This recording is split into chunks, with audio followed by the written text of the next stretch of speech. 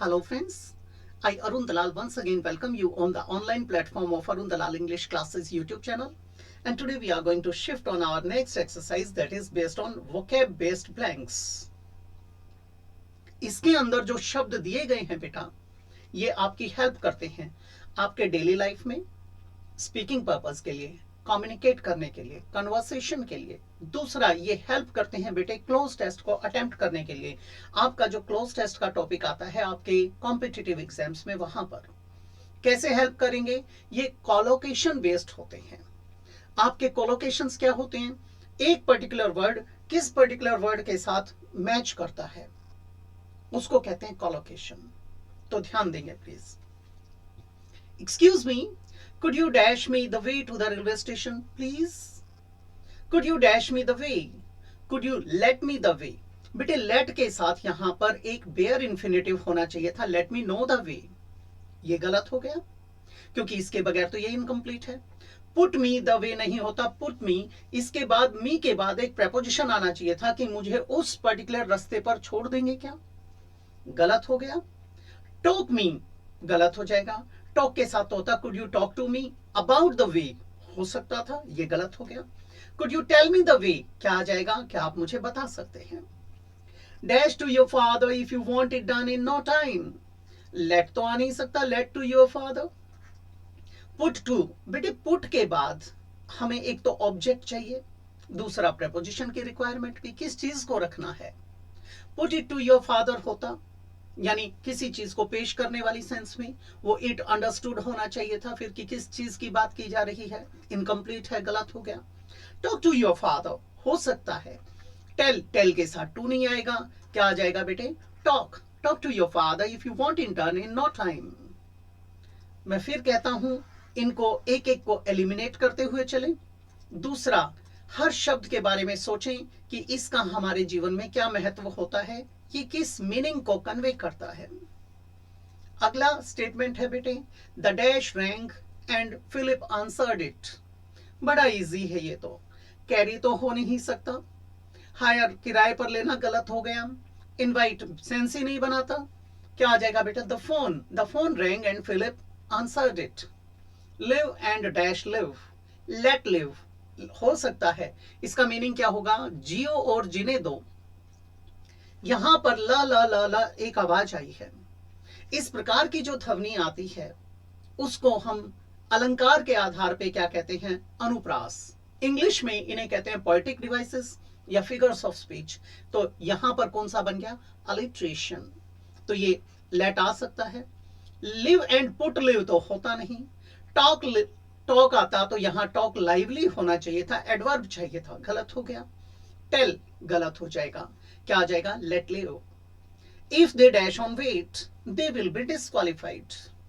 अगर उनका भार बढ़ता है तो उनको डिस्क्वालीफाई कर दिया जाएगा। लेट ऑन वेट, लेट तो आ नहीं सकता। पुट ऑन, पुट ऑन का मतलब होता है बेटे गेन करना।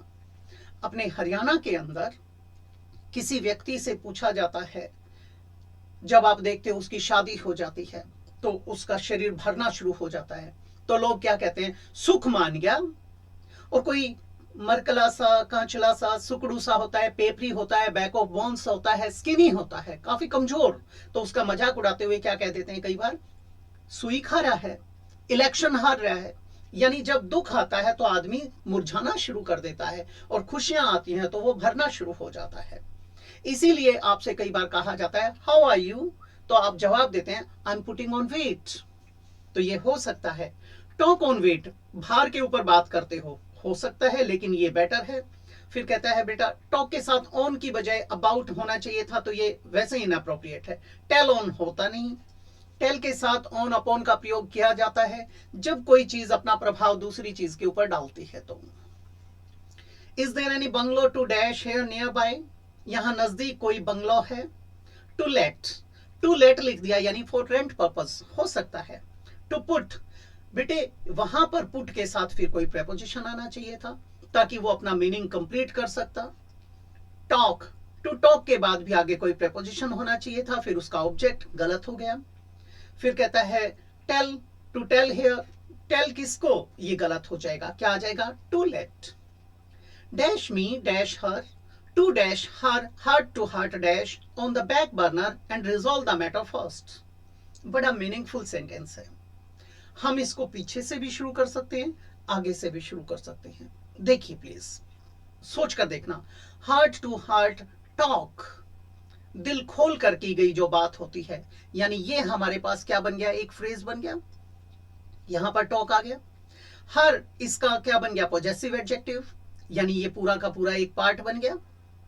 अब ये जो पार्ट बना है, इससे पहले यहां हमें जो वर्ब दी जाएगी, उस वर्ब का ये ऑब्जेक्ट बनेगा, और ये जो वर्ब आएगी ये इस प्रेपोजिशन के साथ कॉरिलेट होनी चाहिए। अगर वो कॉरिलेट नहीं करेगी तो वो गलत हो जाएगा। ये क्या था, put on the back burner. ये put on the back burner क्या होता है वो भी जान लीजिए। ये आपका एक गैस का चूल्हा है, बर्नर है, यहां एक बर्नर, ये एक इधर एक इधर। बेटे आप पिछले बर्नर के ऊपर क्या रखते हो, जिस चीज को बार बार चलाना नहीं होता, छेड़ना नहीं होता, उसको पीछे रखते हो, और फ्रंट पे कौन सा रखते हो, जिसको प्रायोरिटी दी जाती है। तो put on the back burner का मतलब होता है थोड़े समय के लिए जिस चीज को स्थगित किया जाता है। तो यहां पर क्या आ जाएगा, पुट आ जाएगा, यानी यहां भी आ गया। Put her heart to heart talk on the back burner and resolve the matter first. Dash me dash her. अब बेटे यहां पर जो वर्ब आएगी उसी के आधार पे आगे भी वर्ब आनी चाहिए, है ना। टेल मी पुट हर नहीं हो सकता, टेल मी टॉक हर नहीं हो सकता, टॉक के साथ टॉक टू हर होना चाहिए था। टेल हर हो सकता है, पुट हर, अब ये लेट मी पुट हर हो सकता है या लेट मी टेल हर हो सकता है। यहां पर तो क्या आएगा, ए, मुझे उसको बताने दो। पुट हर की बजाय क्या है, टेल हर, मुझे उसे बताने दो कि वो अपने दिल खोलकर जो बात की जानी है उसको थोड़ी देर के लिए पोस्टपोन कर दे और पहले मुद्दे को रिजॉल्व करे। ये बन जाएगा, let me tell her to put her to her talk on the back burner. दूसरी बात, जो बात हमने फोर्थ सेंटेंस में की थी, यहां ला की आवाज आई थी, अलिट्रेशन बना था। यहां पर बा की आवाज आई, यहां पर हा की आवाज आई। ये भी क्या है, अलिट्रेशन, यानी अनुप्रास। नेक्स्ट पे शिफ्ट हो जाते हैं बेटा। वैसे तो कुछ लोग कहते हैं कि ये जितने भी अलंकार हैं टीचिंग प्रोफेशन में पूछे जाते हैं, लेकिन आपकी जानकारी के बता दूं, ये एसएससी सीजीएल में भी पूछे जाते हैं, सीएचएसएल में भी आ जाते हैं। Excuse me, could you please dash me the no the way to the museum. Me के बाद क्या लिखा हुआ है बेटे, नो। टेल मी, नो, गलत हो गया। टॉक मी, टॉक के साथ टू आना चाहिए था, गलत हो गया। पुट मी, यहां पर फिर ये नो नहीं होना चाहिए था, गलत हो गया। क्या आ जाएगा, लेट मी नो, बता सकते हो, यानी tell me the way. Museum का आपसे स्पेलिंग पूछा जाता है पेपर में, अक्सर बच्चे गलत कर देते हैं, यहां पर आई लगा देते हैं, यहां यू आएगा। नो मोर गिफ्ट्स और presents please, there aren't enough dash to put them on. पहली बात, यहां आरंट आया, इसका मतलब यहां पर कुछ प्लूरल चीज आएगी। देयर क्या है बेटे, देयर एक इंट्रोडक्टरी सब्जेक्ट है, डमी सब्जेक्ट है, नाम का सब्जेक्ट है, तो यहां पर जो प्लूरल आएगा उसके आधार पे आएगा। There aren't enough dash to put them on, ये गिफ्ट्स और प्रेजेंट्स रखने की बात आई है किसी चीज के ऊपर। लीव्स, पत्ते, पत्तों के ऊपर तो रखोगे नहीं, इनएप्रोप्रिएट हो जाता है। केसेस, हो सकता है। स्पेसिस, स्पेस तो लगाएंगे नहीं। शेल्व्स, हो सकता है। रूम, सिंगल यूनिट है, अनकाउंटेबल हो गया, गलत हो गया यहां पर इसके हिसाब से। अब हमारे पास दो बच गए। केस, केस के भीतर रखोगे आप, शेल्फ के ऊपर रखोगे तो क्या आ जाएगा, shelves. Not more books, there isn't enough dash to put them on. अब यहां पर एक चीज देखिए बेटा, इजंट आया, ठीक है, इजंट आया तो यहां पर सिंगल यूनिट या अनकाउंटेबल यूनिट आएगी, नाउन आएगा। ये देयर वही डमी सब्जेक्ट है। अब यहां पर लीव्स हो नहीं सकता, केसेस हो नहीं सकता, स्पेसिस आहा, शेल्व्स आहा, क्या आ जाएगा, रूम। अब बच्चे कहते हैं रूम तो कमरा होता है।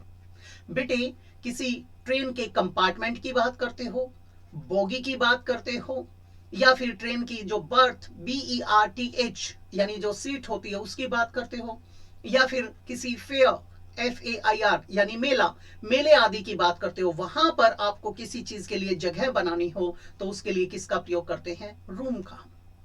लेकिन अगर आप किसी सिनेमा हॉल में जाते हो या थिएटर में जाते हो, वहां आपके लिए पर्टिकुलर सीट होती है। उसी सीट के ऊपर अगर किसी और के लिए भी जगह तैयार करनी है तो रूम बन जाएगा। तो यहाँ क्या आ जाएगा? रूम। ये आपके एग्जाम्स में अक्सर रिपीटेडली पूछा जाने वाला प्रश्न है। तो ये था हमारा आज का काम। अगली एक्सरसाइज में आप लोगों से फिर से मुलाकात होगी। तो तब तक मैं आप लोगों से इजाजत चाहूंगा। नमस्कार दोस्तों।